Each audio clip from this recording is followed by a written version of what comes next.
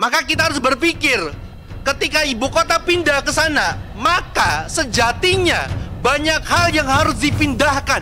Dan itu butuh biaya yang cukup besar dan membengkakkan hutang negara. Apalagi sekarang utang negara 6.000 triliun rupiah. Ya, ayo ngopi. Kita kalau Pak Dudung ngomong ngopi, ayo kita ngopi semua bersama-sama ke ya, wakil dimana mau berada, sampai kamu dapat ajak ngopi. Itu wakil rakyatnya ajak ngopi. Terutama yang DPR, please, ini yang nonton. Ya. Ini rakyat tuh jangan bertambah masalah lah. Kalau 466 triliun itu digelontorkan ke dalam pendidikan, digelontorkan ke dalam perekonomian. UMKM kita itu kan dapat 2 juta ya. Itu rebutan. Ada anak presiden di suatu wilayah tertentu ya, cuma jualan es doger atau es cendol, dia dapat investasi. Jualan cendol saja itu dapat 76 miliar. Kita yang kecil-kecil ini ya harus ngantri di bank rakyat ya, cuma dapat 2 juta.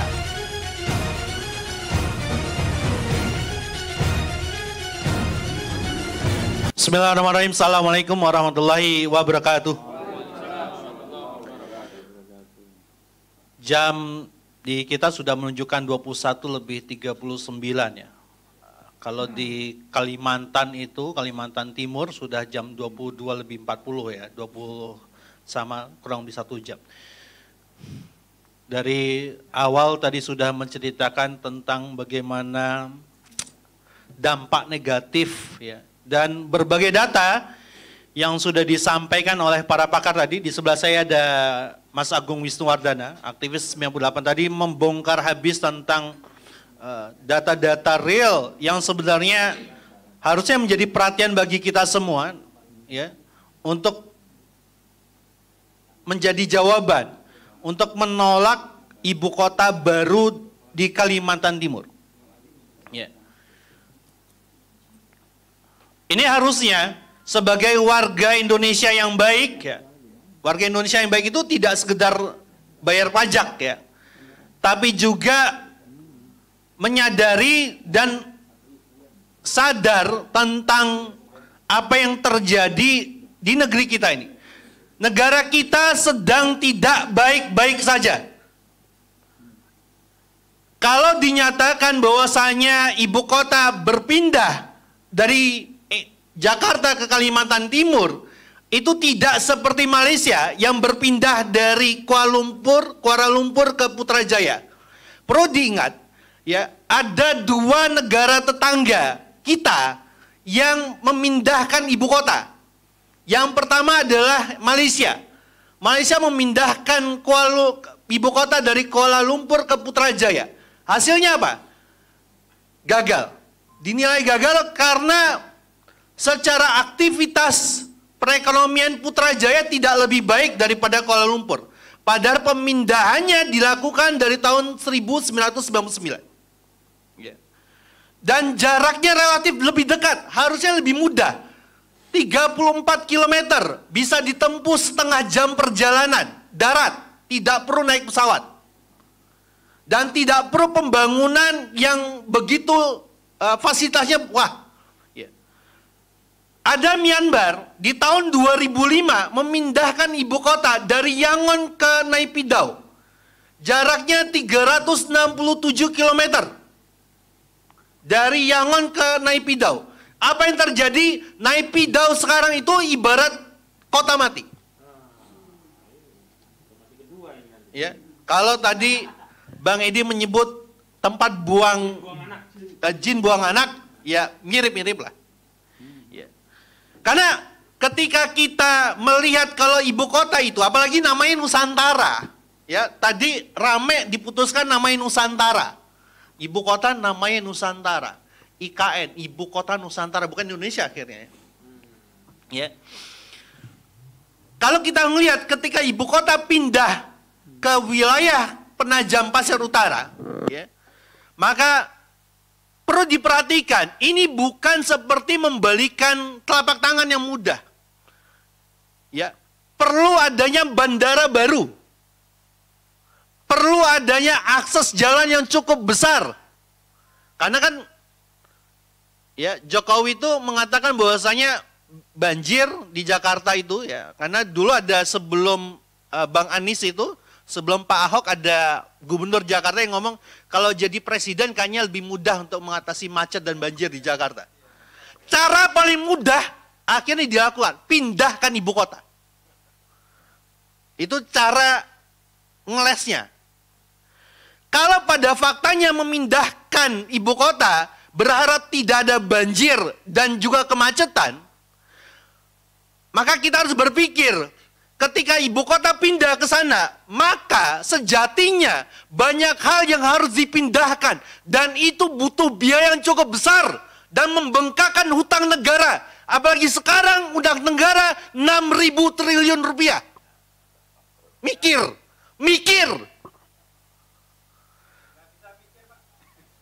Dan di Kalimantan Timur, data di tahun 2021 menurut Badan Pusat Statistik, ada sekitar kurang lebih 241.000 jiwa yang miskin atau 6,54% dengan standar kemiskinan minimal pendapatan rata-rata Rp660.000.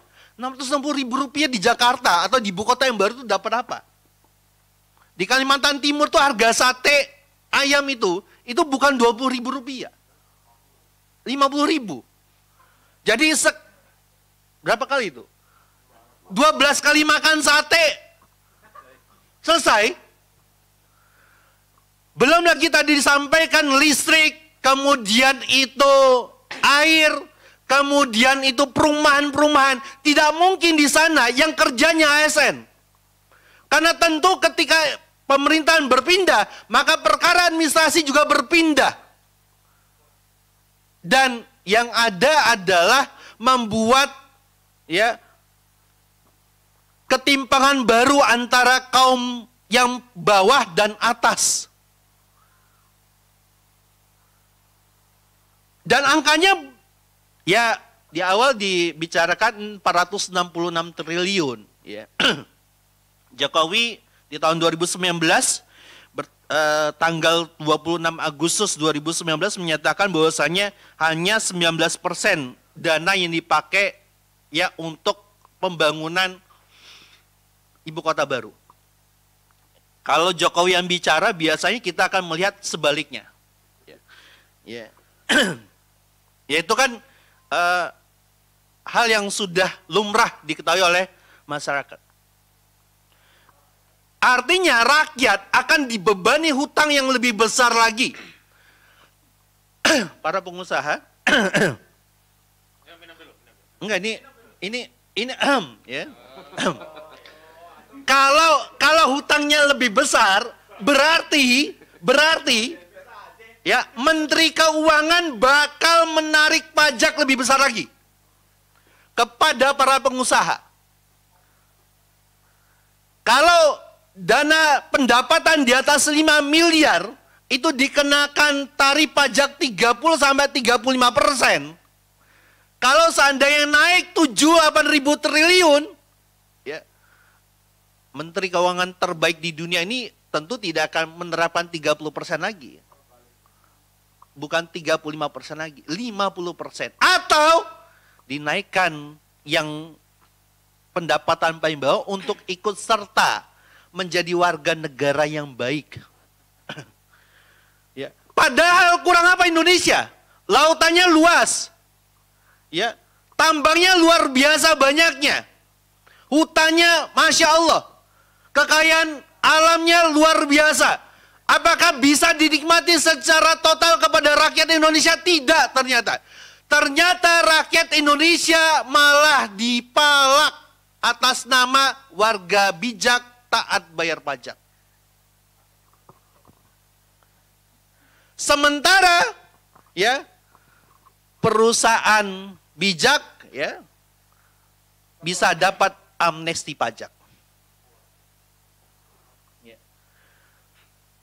Alhasil barang-barang kan mahal dan kita lihat apakah perpindahan dari ibu kota Jakarta ke ibu kota Nusantara itu akan berhasil? Saya rasa tidak.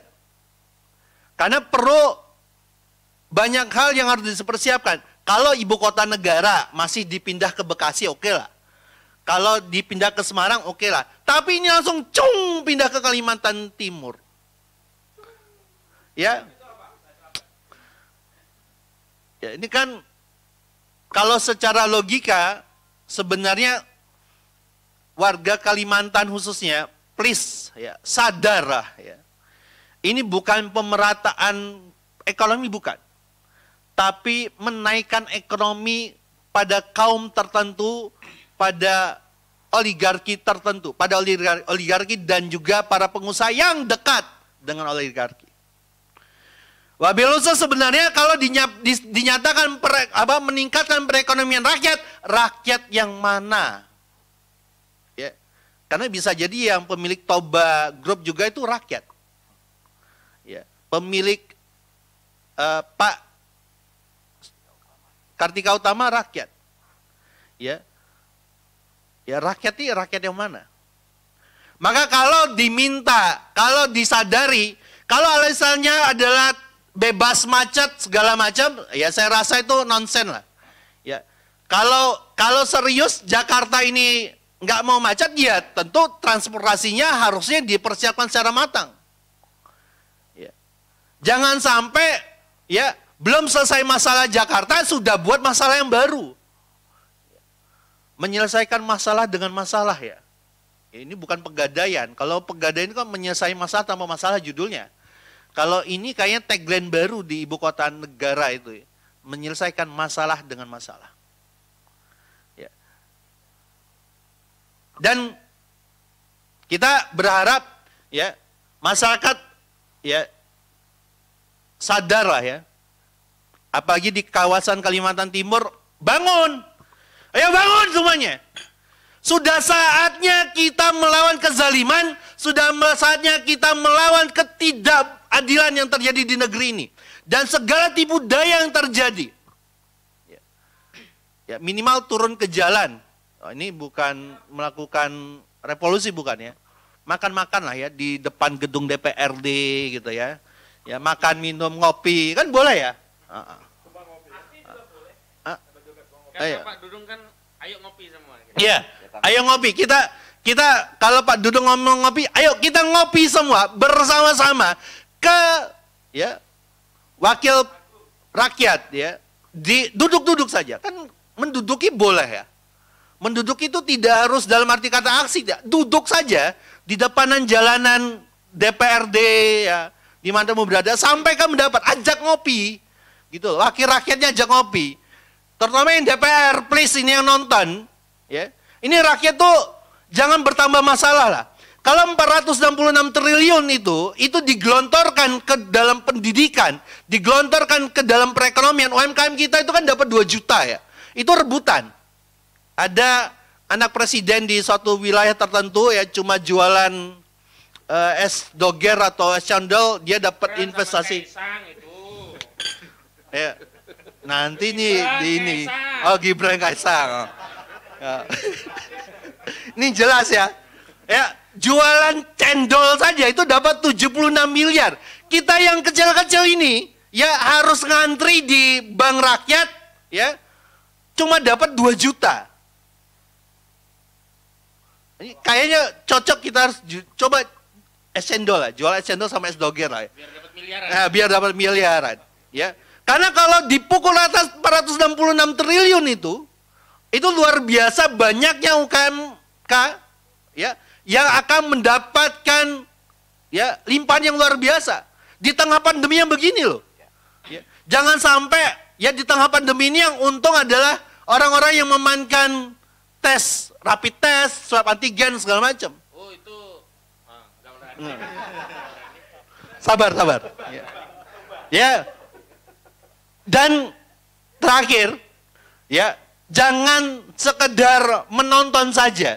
Tindakan yang kita lakukan hari ini, like, share, dan ikuti semua channel-channel perjuangan. YouTuber, praktisi. Enggak, karena gini, kalau tadi Bang Edi menyebutkan bahwasanya ini adalah media mainstream, sudah saatnya kita bicara dengan media mainstream yang bisa tanpa tersentuh oleh blokir. Ya. kecuali oleh YouTube. Atas perintah penguasa. Ya. Siapa penguasanya? Ya. Dan mulailah untuk ngopi di depan gedung DPR MPR. Ya. Mulailah ngopi di depan gedung rakyat. Ya. Ajak duduk-duduk ketua DPRD, ya, bupatinya, wakil bupati, bupati Penajem udah kena ya. Ya udah, ngopinya depan KPK. Supaya apa? Kita meminta pengusutan lebih jelas dan detail tentang unsur-unsur korupsi yang terjadi oleh anak presiden. Ya. Ya, itu saya. Assalamualaikum warahmatullahi wabarakatuh. Takbir. Jadi perlu sedikit saya tambahkan. Oh, silakan. Jadi ini penting juga, ini kebohongan yang jelas bahwa ada PP 43 tahun 2018, yaitu peraturan presiden. Peraturan presiden itu barang PP ya. Iya, peraturan presiden itu Pepres ya, bahwa ya cuman kita disingkat karena PP-nya sama itu ya. Itu aja. Itu ya harus jelas ya, menjawabnya gitu. Karena kan YouTuber yang ngoreksi. Jadi di PP tersebut 43 2018 itu jelas peran serta masyarakat yang melaporkan adanya tindak pidana korupsi dapat 200 juta. Bohong lagi. Nggak ada yang dapat 200 juta. Dipolisikan malah. Nah, kita juga pernah melaporkan yaitu kartu kerja yang 5,6 triliun. Dari saya sendiri sudah melaporkan, diperiksa sudah sama KPK, hilang juga. Tapi saya nunggu 200 nggak ada itu. Ya. Nah makanya mungkin giliran Bang Edi mungkin mau melaporkan, nunggu 200, boleh nggak apa-apa itu. Siap. Ya, saya kira itu aja tambahannya.